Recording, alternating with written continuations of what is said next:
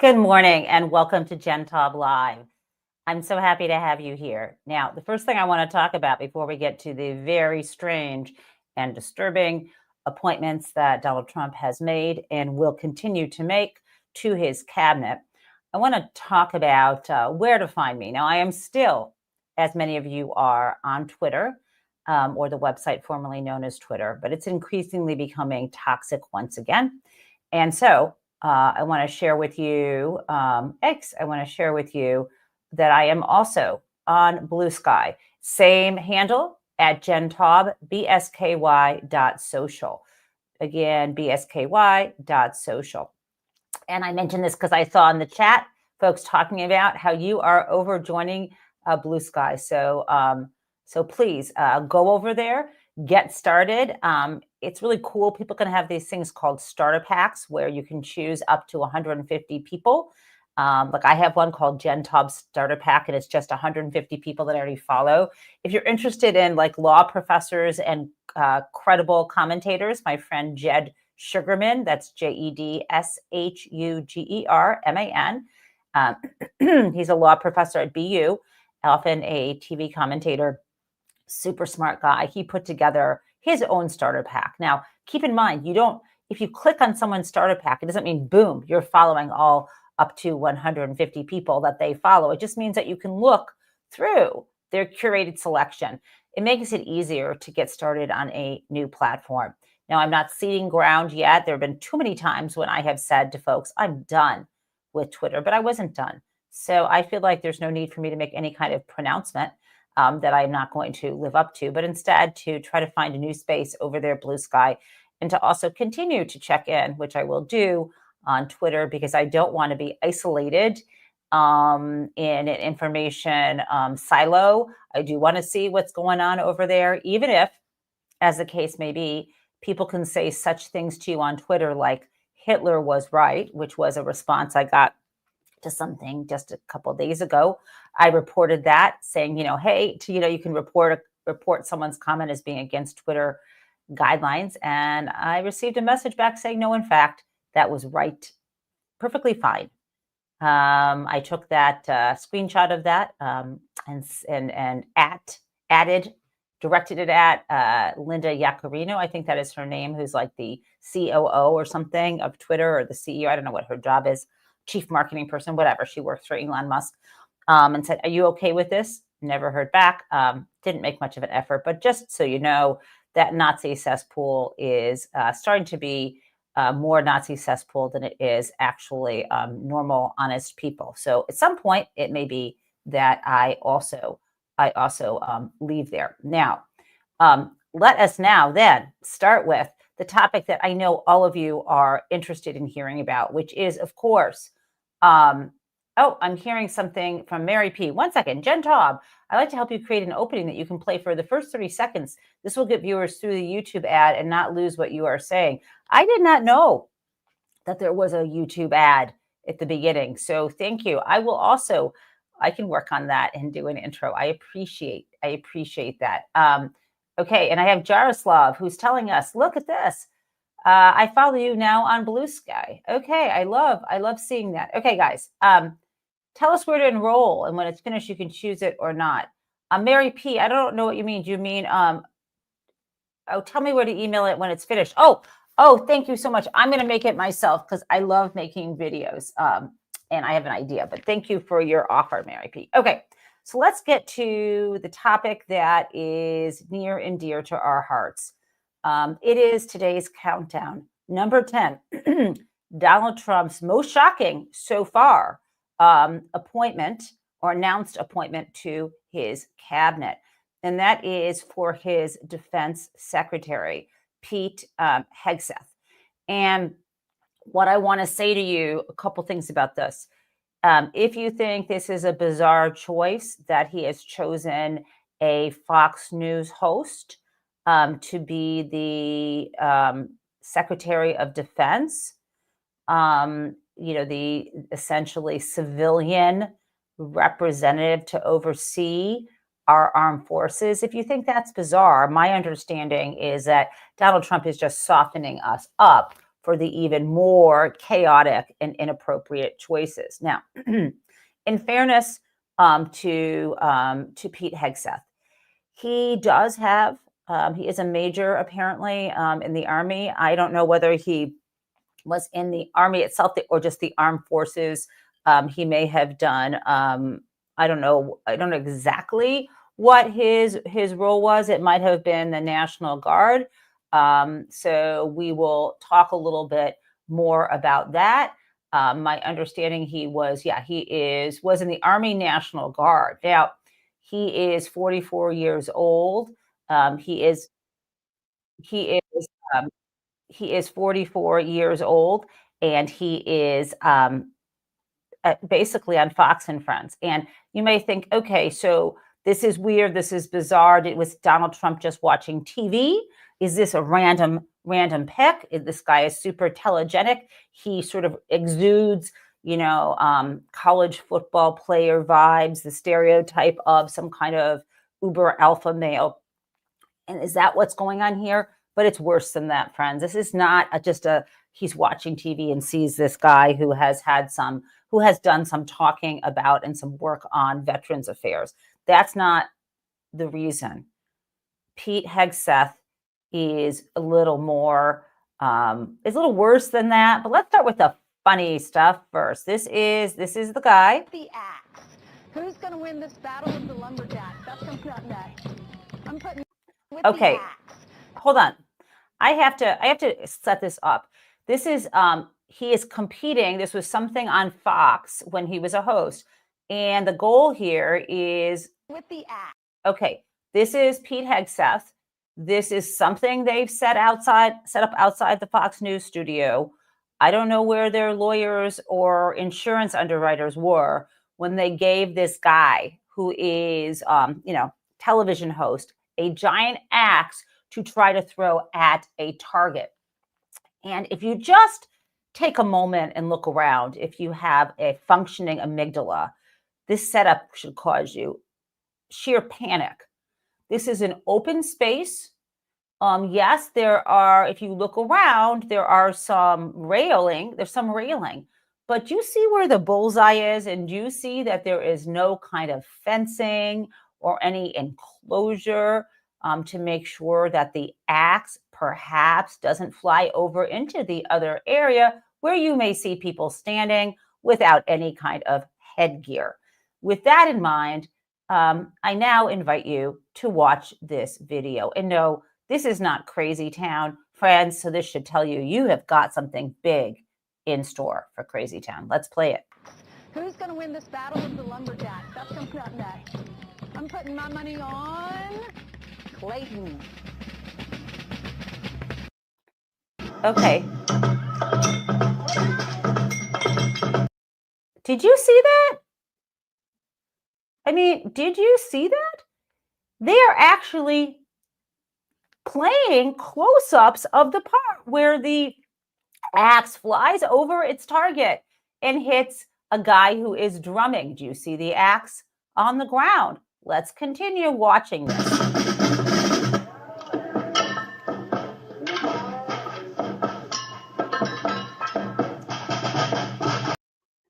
I think I've seen enough. This is a guy who he has nominated to be Secretary of Defense, but I have not seen enough. No, I have not seen enough.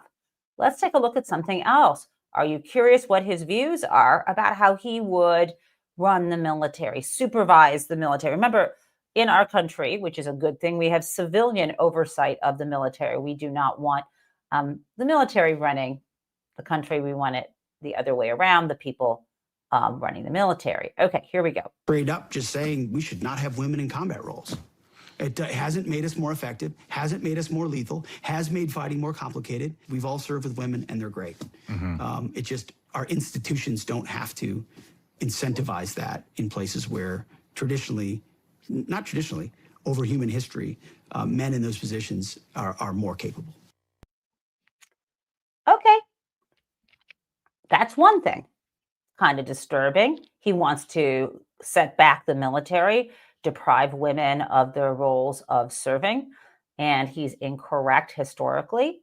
Even before women served in the front lines. They also obviously served in military spaces, including the waves in World War II. I could go on and on. This is ahistorical also in terms of other countries. But there is more, my friends. And this is, I think, the most concerning piece of this. So I'm going to share with you. There is Jeff Charlotte put this up on Twitter. And you may know him. He's an author of the book, The Family. You may have seen the Netflix miniseries about the family. Have you all seen that? It was fabulous. And yes. Oh, I'm going to put this up. Yes, Tiffany. Have they ever met some of the women in the military? Pretty badass. Absolutely right. Now, so Jeff Charlotte wrote the book that became the Netflix series. And I think he worked on the series called The Family. It was incredible. I really recommend it. Anyway, he was apparently, this is from last night. I think I took the screenshot just this morning. So it was like I woke up, as I often do, at 2 or 3 in the morning and checked my Twitter feed, and Jeff Charlotte was there. And here is what he wrote. He was caffeinated from a late night drive and freaked out by how bad the coverage of Trump Secretary of Defense Pete Hegseth is. I decided to start reading his new book, The War on Warriors. And then he said, this is a thread. So this is what I'm showing you here is a screenshot of the thread. Jeff goes on, the new Pentagon chief begins by bragging he was pushed out of the military for being an extremist. Oh, I guess you didn't see this in the corporate press, right? Okay. He writes, and this is a quote from Pete Hegseth's book, according to Jeff Charlotte. This is the book, The War on Warriors by Pete Hegseth. And in 2021, I was deemed an extremist, in scare quotes, by that very same army. Yes, you read that right. 20 years in the military I loved and I fought for. I revered, spit me out. Okay, guys. I had a lot of fun laughing and being scared about the idiocy of throwing an axe in a public space. And that's all clown show shit, right? This is not the clown show. This is the real deal. Let's look what else he wrote. Again, Jeff Charlotte, this is part of the thread he had on Twitter. This is what the new Secretary of Defense says. Of course, he's not yet confirmed, but you get the idea. Saying there isn't time to do the kind of political work he called for in his previous book. See, he's written a couple books. Oh, let me back up. Eesh. He has written a couple books. Hold on, guys. He, I don't know where he went undergrad, but he has boasts that he has a grad degree from Princeton and from Harvard, but he spends a lot of his time bashing elites and Ivy League people because that's what you do to try to minimize your elitism. Okay. It actually works for some reason. Okay. So here is what he also wrote. So this is, again, Jeff Charlotte. He says that he says this isn't the time to do the kind of political work he called for in his previous book. So again, Pete Hegseth said and called for, quote, frontal assault, end quote, to seize military control. Jeff described this as civil war talk, except we voted his gang in. This is a quote from the book War on Warriors by Pete Hegseth, as reported out by Jeff Charlotte. I have not read the book myself. I am quoting now the future Secretary of Defense. And yes, Nick, smash the like, folks. Yes, please do that. It helps me report to you. Okay, this is a quote. There is no time or room for an insurgency. The left captured the military quickly, and we must reclaim it at a faster pace. We must wage a frontal assault, a swift counterattack in broad daylight. If we wait for nightfall, they will regroup. If we retreat from the system to rebuild, it's gone. And building another American military is not an option. We have only one Pentagon, one Secretary of Defense. Welcome. Welcome to, and this is happening, guys. They said what they're going to do. They're going to have purges. You've heard about the plan to purge from the military ranks the most accomplished, experienced, senior essentially military officials, folks who have led tens of thousands of people. I would like to know how many people Pete Hegseth has managed. I do know he has not, and this is, no offense to him, not managed his marriages well, having been disloyal to 2 wives, but or at least one, and in a second divorce. Again, people do that, but what has he managed besides his own career prospects and his own job, for which he got kicked out of the military and now has landed a swank spot on Fox News? So that's what I got for you with our first cabinet choice. Okay, now we are item 9. And for us, item 9 is yet another person. Now, this person has not actually been announced for sure as being in Donald Trump's cabinet. This is none other than Dr. Brainworm himself, not a PhD, he's not a medical doctor, but he is a juris doctor. He does have a JD, so I can call him Dr. Wormbrain RFK Jr. And I think that regarding RFK, oh, thank you. There are over 2 million military personnel, Jaroslav tells us. Good to know. Wonder how any kind of management training he has had to deal with that. Yeah, okay. So we are on to item 9. RFK Jr. has been supposedly going to be, I think, what is it going to be? The head secretary of Health and Human Services.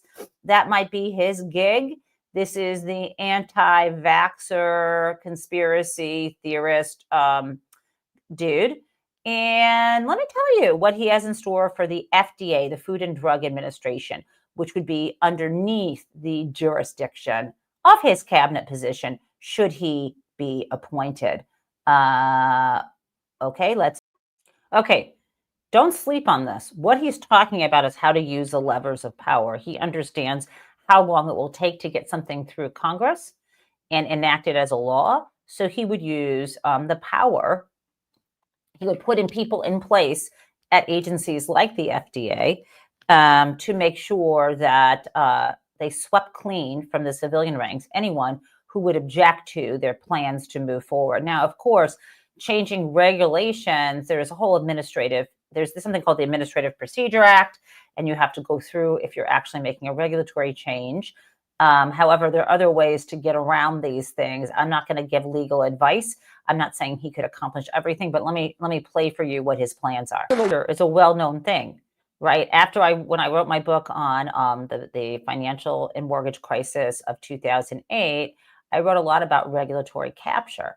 And usually regulatory capture goes in the direction of industry capturing an agency. And on his view, he obviously thinks the pharmaceutical industry is all bad and that it doesn't offer anything. So maybe he's speaking to that, but he's also speaking to an ideological capture that he believes is happening from people he disagrees with. So it's not an uncommon thing to talk about capture. It's just where he takes it. Excuse me, nutritional scientists? Are those the people that we can thank for having the nutrition labels? I mean, I know that it came through, I think, the Clinton administration, but are they the people who advise about having nutrition labels? Let's hear more. All of them are corrupt. I'm sorry, every nutrition scientist is corrupt? What the fuck? Can you imagine? You're the greediest ass kid in the world. Do you think you grew up going, how can I cheat people? How can I make a boatload of money? I think I'll be a nutritional scientist. Who in the world? I don't think that's how, if you want to go for the big bucks, you think I'm going to be a movie star or an athlete, or I'm going to be a hedge fund or private equity manager. No one on the planet sets out to get rich and cheat people by becoming a nutritional scientist. But you do you. Let's continue with the thing about NIH, the National Institute of Health. I'm just going to make sure you hear that. $1 billion budget. Okay, he says it has a $42 billion budget. Okay, I can't listen to his voice anymore. Okay. Actually, we have to hear the end of this. I got it. You got to hear the end. Okay. Now, I do think disease prevention is preferable to just focusing on focusing on ways to treat disease, right? But one aspect of disease prevention is vaccination. Another aspect of disease prevention is good nutrition. Obviously, it's dealing with things like obesity. It's dealing with things like high blood sugar. But let's face it, and high high cholesterol.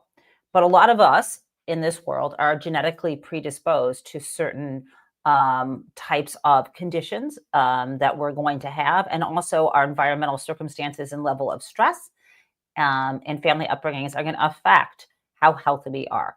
That said, I want people to remember that when Michelle Obama tried to make school lunches healthier and get people to move, she was practically crucified.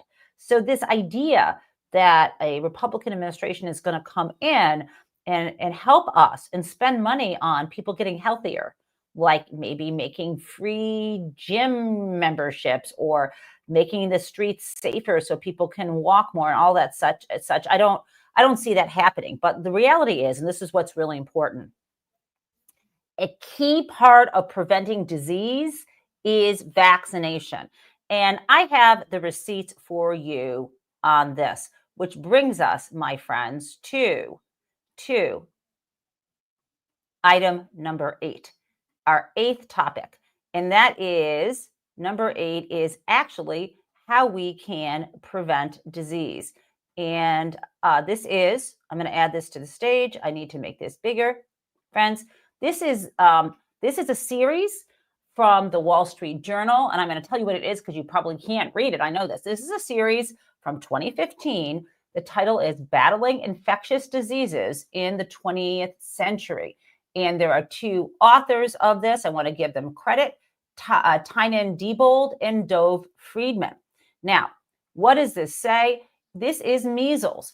And what you see here, if you look on the left, there are a lot of little dots, and the little dots represent the number of cases of measles in the country, state by state, starting with Alaska at the top, and then going all the way down to Wyoming. And then there is in the center a vertical line for when the vaccine was introduced for measles. And you can kind of see this is like each of going across each little square is a year. You can kind of see this like 1964. Do you see to the right how almost immediately, once vaccinations took hold, we had eradicated measles? Look at that, right? The highest number of cases in areas is red. When you get down to yellow, and then you get down to blue, you're almost at none. And this gray area here means there were no cases. That's just measles. How about hepatitis A? Look at that. When the hepatitis vaccine was introduced, we had a similar phenomenon.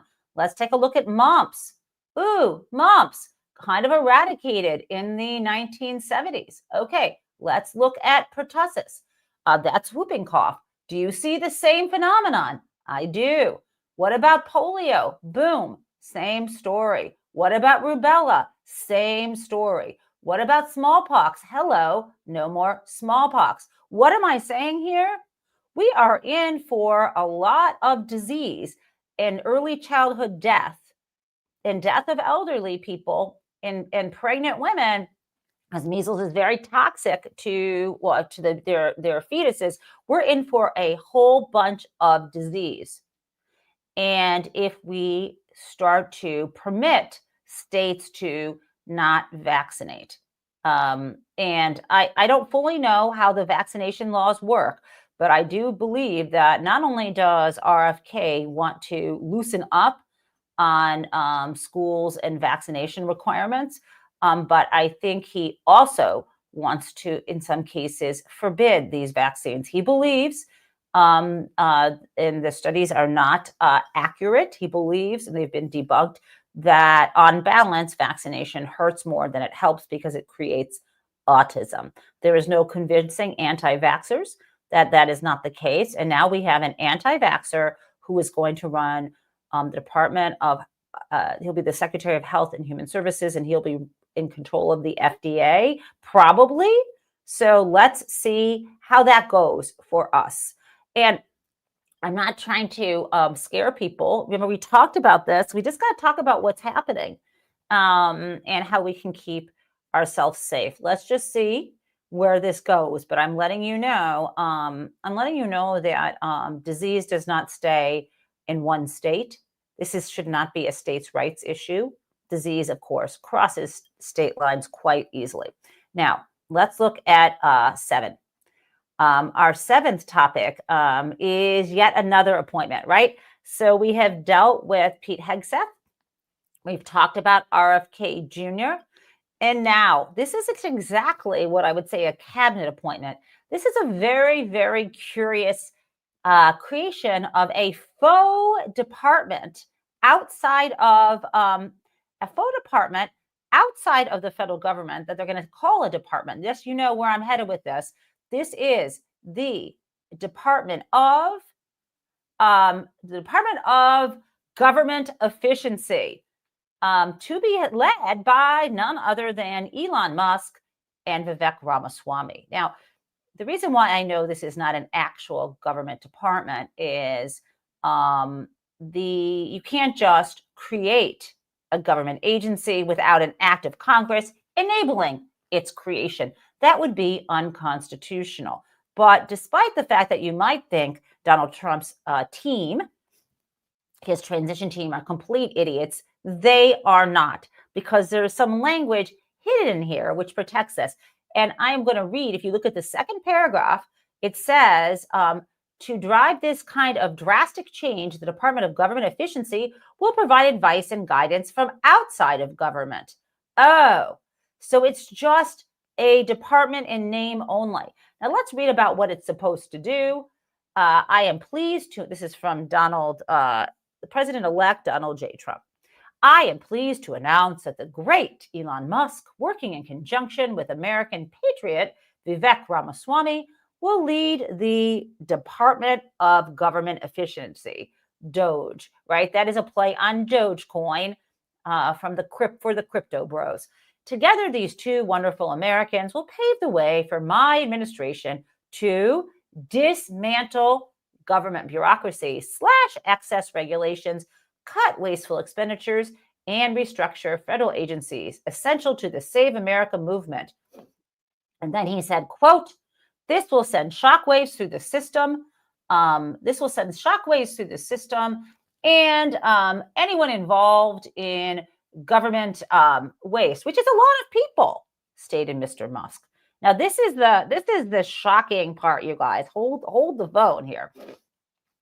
It will become potentially, quote, the Manhattan Project of our time. What in the world? The Manhattan Project? Does he flippin' know that the Manhattan Project was about the atomic bomb? Holy shit. That's what we got. So that is, my friends, that is indeed item number 7. Now, I'd like to talk a little bit more about this Department of Government Efficiency. Lots of jokes going around on the internet that this Department of Government Efficiency should only have one person. What a waste. I think it's kind of this thing to keep Elon Musk and Vivek Ramaswamy kind of away from a real position because they are problematic. Okay, let's look at item number 6 on our countdown. Item number 6, my friends, is another cabinet appointment, none other than Governor of South Dakota, Christy, who tends to not love her dogs as much as other people might, and when they misbehave, shoots them and drags them into a pit. But don't worry, there is a future, in case you were worried, for Christy Noem. She will be the Secretary of the Department of Homeland Security. I decided to show you this photo. This is her at a rodeo, looking very patriotic, on her horse with her flag. But her job, I just want you to know what the Department of Homeland Security is responsible for. This was a new department created after 9/11, and it consolidated some other agencies. And let me just read to you what this job is that she will have. Yes, the U.S. Department of Homeland Security and its Homeland Security mission are born from the commitment and resolve of Americans across the United States in the wake of September 11th. Okay. And again, what do they do? What is the mission? The mission of the DHS is to secure the nation from the many threats we face. This requires the hard work of more than 260,000 employees in jobs that range from aviation and border security to emergency response, from cybersecurity analyst to chemical facility inspector. Our duties are wide-ranging, and our goal is clear: to keep America safe. Okay, so that is what Christy Ummmm is going to be doing. So I guess it did pay off for her to be on stage doing that little dance with Donald Trump as he went into that fugue stage and decided not to campaign anymore, but to listen to music. Okay, item number 5 on our list. Yes, there is a 5. We are still doing our countdown. Item number 5 is the appointment of Mike Huckabee to become U.S. ambassador to Israel. Now, this is a slap in the face. This is a slap in the face for both Jewish Americans as well as Muslim Americans and Arab Americans of other religious descents. And let me show you why. And let me just let me play for you what Huckabee has said a few years ago to make absolutely clear what his position is. My feelings personally, and I'm speaking only as a person, I think Israel would only be acting on the property it already owns. I think Israel has title deed to Judea and Samaria. There are certain words I refuse to use. There is no such thing as a West Bank. It's Judea and Samaria. There's no such thing as a settlement. They're communities, they're neighborhoods, they're cities. There's no such thing as an occupation. That they get out of their minds that people are living in lean-tos and tents, and sleeping in cars, circled around a tree. They're living in very well-designed and beautiful cities and communities. Can't wait to get back. I'm going to take an extra hat. I'm going to get it to President-elect Trump. Build Israel great again. Who knows? We may see him wear this out there. Okay. This is not a good idea for peace in the Middle East. He does not believe in a Palestinian state, and he is now the UN ambassador to Israel. Now, we did see in the show yesterday when I showed you the clip of Stephen Miller saying he wanted Israel to be able to, or that Donald Trump wanted Israel to be able to finish this war. You hear Mike Huckabee not talking about Gaza here. This is a clip from, I think, prior to his Donald Trump's campaign back in 2016. I think it comes from that era when he was president-elect, right? This is not from this particular campaign, but I don't believe Mike Huckabee's position has changed. You can tell me if I'm wrong. What Mike Huckabee is talking about here is not Gaza. He's talking about the West Bank when he says Judea and Samaria. And what he is essentially saying is, despite the fact that a huge number of Israelis and the international community, including the U.S., have deemed the settlements on the West Bank to be unlawful, and that they are encroaching and creating harm and danger and violence against Palestinians who live in those areas, he is now saying that's perfectly fine. This is who the ambassador to Israel from the U.S. will be. Now, why did I say that this is? Obviously, that's bad for family members here, of people who live in that area, and for people who care about human rights. But it's also bad for the Jewish people, who there's a small majority, I don't know if it was like 20% of Jewish people overall, which smaller number, obviously, of Jewish women who voted for Donald Trump. Here to have an evangelical Christian to be the UN ambassador to Israel. Now, there's a strange alliance between, or an alliance of convenience between evangelicals and Jewish Americans and evangelical Americans around the state of Israel and around Jerusalem, because the Abrahamic religions, whether you're Muslim, Jewish, or Christian, Jerusalem has specific historical and religious meaning.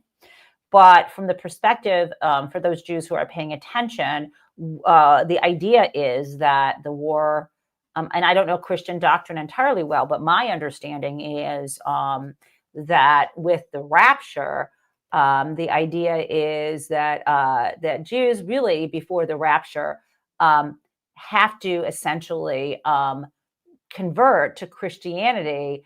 Otherwise, we will be killed, right? And part of the this, I don't want to get deeply into this philosophy, but it's an interesting choice. And I do wonder what the Jewish folks who voted for Donald Trump, I don't know any of them, but maybe you do, feel about this particular decision. And that brings us to item number 4. Now, item number 4 is Steve Bannon. Steve Bannon. Now, he is out of prison because he had to serve time because of contempt. But he is now facing a trial. Steve Bannon is now facing trial in connection with his Build the Wall scam. Now, you might remember that let me be clear, this is a state case. The DA in New York bringing this case against him. Now, you might remember that the criminal case was that Steve Bannon was pardoned by Donald Trump before he left office the first time regarding the same set of facts that gave rise to a federal offense. And no, it's not double jeopardy because federal and state are different sovereigns. Okay, so Steve Bannon did have to appear in court yesterday, and he is going to be, he's asking at this point to have this whole proceeding be delayed. But that doesn't look like it's going to happen. I'm going to play this for you now. Okay, this is Steve Bannon, not looking so great. Mr. Bannon, you want to say anything? Yeah, how did Nancy Pelosi and Tish James, thank you very much, appreciate you. How did they like getting their ass kicked on Tuesday? The American people rendered a verdict on their lawfare. You know what the American people told them to do? Go fuck themselves. He seems nice. He seems super nice. So we will follow his criminal case. I just wanted to give you a little bit of the vibes. Okay, now, what do we have? Item number 3 in our countdown. Today, I want to make sure I have my item number 3. Oh, yes. Speaking of criminal cases out of New York, this one is super hard to talk about. And here we go. This is, and I'm going to read you Kyle Cheney's tweet. This happened yesterday. Okay, so yesterday the 12th. So breaking: Judge Juan Merchan has granted a request from prosecutor and the defense to pause the deadlines. This is in the sentencing. This is the District Attorney Alvin Bragg, the sentencing of Donald Trump in the hush money payment case that involved business falsification for the purpose of interfering in the election under New York law. Remember, the sentencing was going to be on November 26th. And before that, yesterday, there was supposed to be another kind of ruling. Anyway, so the judge granted a request from the prosecution and defense to pause the deadlines, including the sentencing date, while they consider the effect of his election as president. And this is screenshots of the pages there. So I'm going to blow that up so we can look at this. And this is filed yesterday. And I'm going to read this to you. Mr. Colangelo and Mr. Bovee, the court is in receipt of your emails. The joint application for a stay of the current deadlines, including decision on the defendant's motion, will, until November 19th, is granted. Okay, November 19th. So that's now going to be a week before the sentencing date. As per the people's request, that's the prosecution, the people are to file with the court off calendar your view of appropriate steps going forward. Please make such filing no later than 10 a.m. on the requested date. Please file a copy of this correspondence, including Mr. Bovee's email, on the court docket first thing Tuesday. And then you see this letter from Bovee, and you see the letter from Colangelo below. Now, I want to read you what Bovee said. His argument is, well, let me tell you what the prosecution said, because that tells you something. This is Colangelo.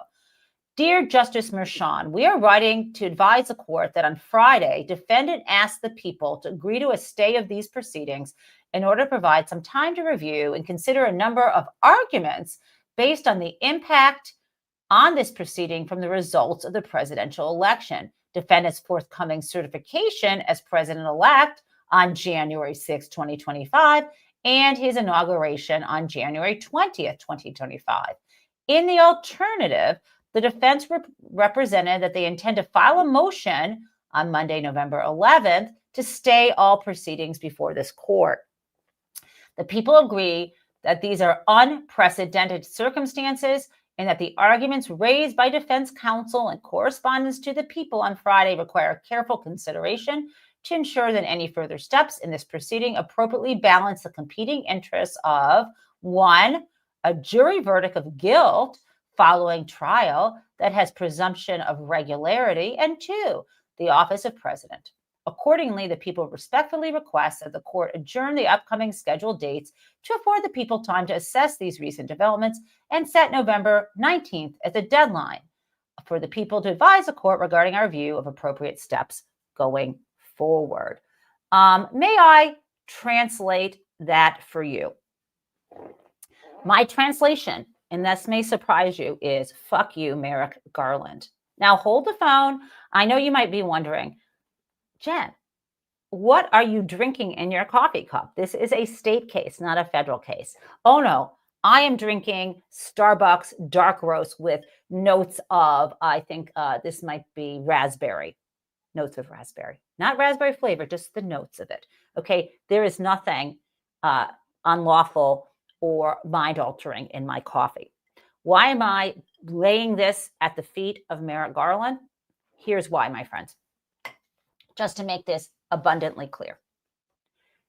The underlying facts that gave rise to the lawsuit, the criminal case brought by Alvin Bragg, also give rise to a federal lawsuit regarding election interference under federal law.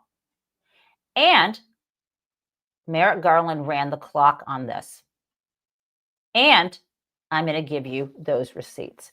Remember when Michael Cohen had to or decided to plead guilty involving 2 different cases, but one of them did involve Michael Cohen pleading guilty for election interference in connection of making these hush money payments to Stormy Daniels? Do you remember when that happened?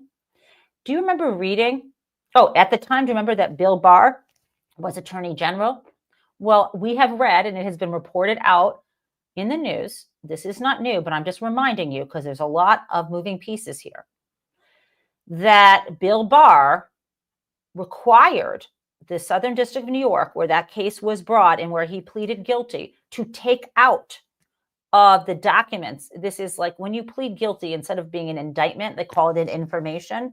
They made him take out of the information and out of other aspects of the filings too much mention of Donald Trump. Now, he was individual 1.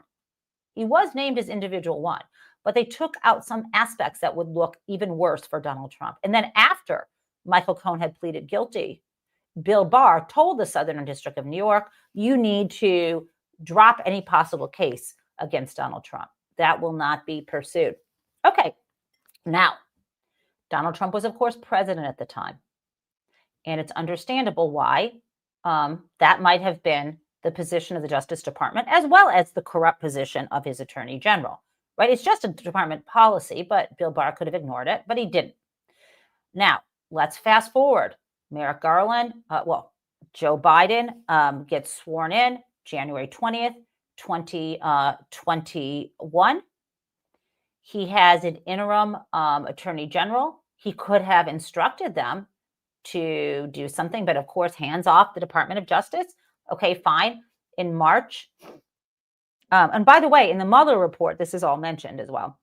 Okay, then in March of 2021, when Merrick Garland is sworn in, he did not appoint a special counsel to look at these cases. He did not reopen the corrupt or department policy declination not to pursue the case against Donald Trump, even though his lawyer went to prison for it.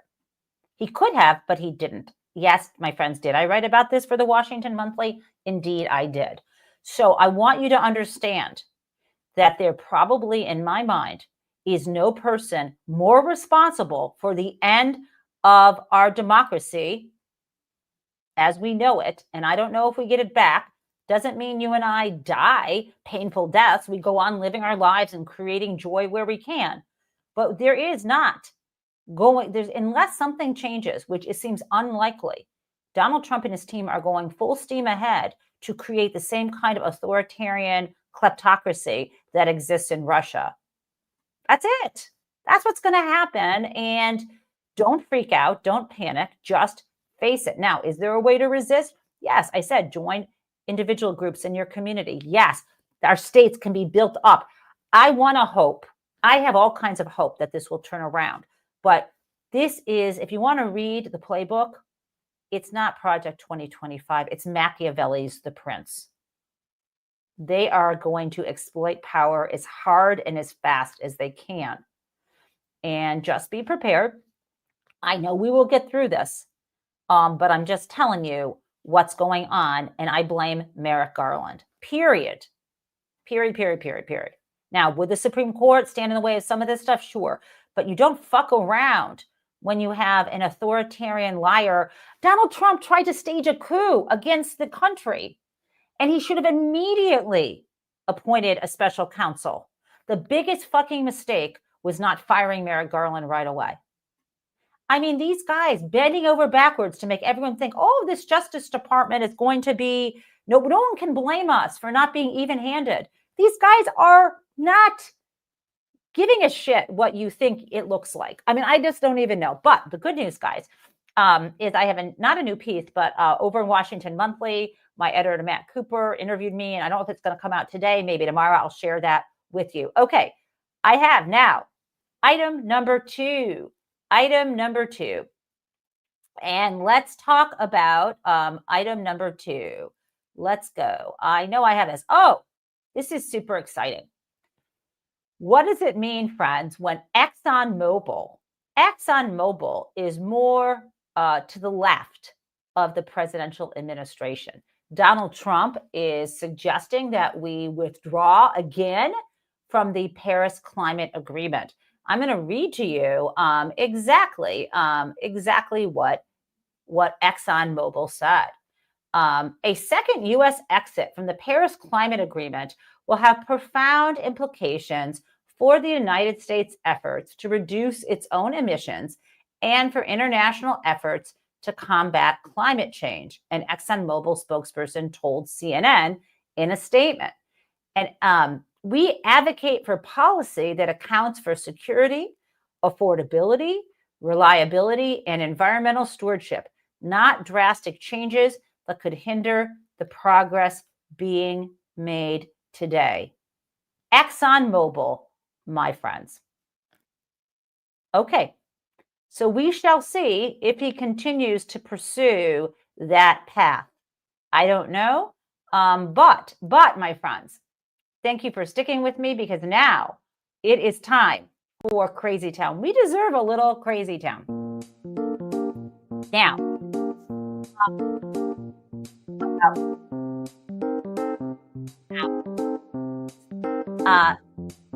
Donald Trump, and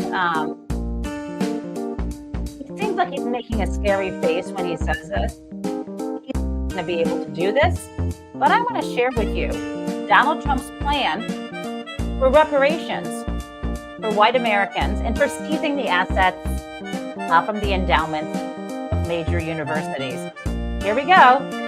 Furthermore, I will direct the Department of Justice to pursue federal civil rights cases against schools that continue to engage in racial discrimination and schools that persist in explicit, unlawful discrimination under the guise of equity will not only have their endowments taxed, but through budget reconciliation, I will advance a measure to have them fined up to the entire amount of their endowment. A portion of the seized funds will then be used as restitution for victims of these illegal and unjust policies that hurt our country so badly. Colleges have gotten hundreds of billions of dollars from hardworking taxpayers, and now we are going to get this anti-American insanity out of our institutions once and for all. We are going to have real education in America. Thank you. Okay, real education in America. Says the guy who his professors at University of Pennsylvania said he was the stupidest person they have ever taught. Real education in America. The guy who's trying to announce a new department outside of government that's going to be like the Manhattan Project. Oh boy, Donald. Oh boy. Anyway, guys, thank you for spending this time with me. It's been great, and I will, of course, as always, see you tomorrow morning, bright and early at 8 a.m. Sorry about the StreamYard glitch. I don't know why they weren't letting me in, but such is life. Again, have a great Wednesday, and I will see you first thing in the morning.